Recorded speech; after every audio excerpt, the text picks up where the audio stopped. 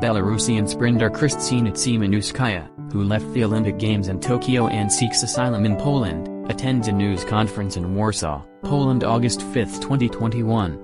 Maciek Jazwiecki / Agencja Gazeta via Reuters. Warsaw / Tokyo, August 7, Reuters. Olympic sprinter Krystsina Tsimanouskaya traveled thousands of miles because she desperately did not want to run 400 meters. The 24-year-old Belarusian was removed from the Tokyo Olympics by her team and taken to the airport against her wishes last Sunday after complaining publicly that coaches had entered her in the 4x400 m relay days before the event.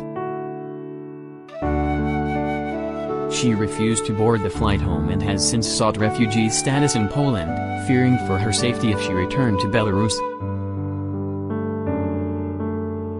Belarus entered Tsimanouskaya in the relay scheduled for August 5 to replace one of two runners deemed ineligible to compete because they had not been subjected to enough doping tests.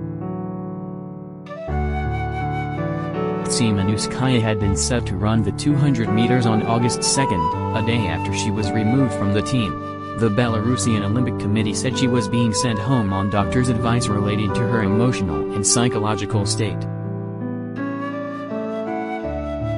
Tsimanouskaya, though, told Reuters she was being sent home for speaking about the negligence of our coaches and that she had been included in the relay without her knowledge. Read more.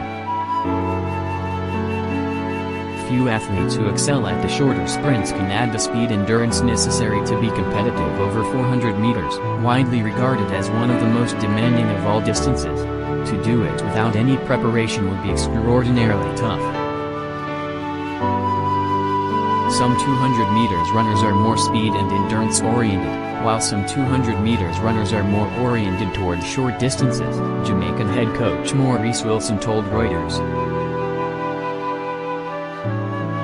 You can also classify short sprinters who run the 200 meters and longer sprinters that can run the 100 meters but can also win the 200 meters. Stuart McMillan, a coach who works with some of the world's top sprinters, said Tsimanouskaya's participation in the relay would have probably affected her performance in the 200 meters had she not been removed from the team ahead of the event.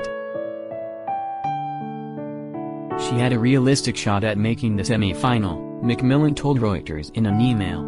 If they had asked her to be part of the relay weeks in advance, then maybe she could adjust her programming to fit it in. But if they asked her the day before or the day of, then that's not acceptable, and not fair. Risk of injury. John Regis was predominantly a 200 meters runner who won multiple Olympic and World Championship medals for Britain at both 4x100 m and 4x400 m. He often ran both at the same event, and said he was scared of the longer distance.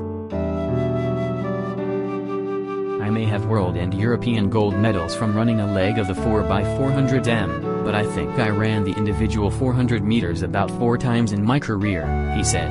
I hated it. I would get to 300 and it would feel as if my whole body was on fire. Usain Bolt was often touted as potentially well suited for the 400 meters, but the Jamaican always dismissed the suggestion by saying the one-lap event was just too painful.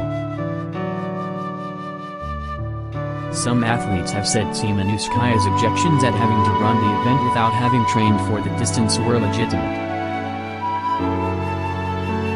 The 400 meters is a completely different distance from what Krystsina runs, Belarusian decathlete Andrei Krautchanka, the 2008 Olympic silver medalist, told Reuters. To run 400 meters can damage your health, it's crazy work. Krystsina has no blame at all in this situation. It's not her fault that the relay fell apart. The hastily assembled Belarusian team finished a distant last in their 4x400 m semi-final, more than 11 seconds behind first-placed Jamaica.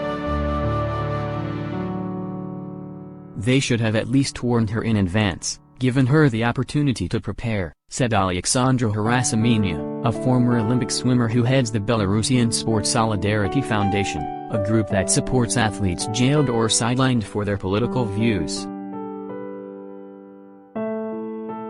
When athletes compete in an event that is not theirs, they can get injured. Anything can happen.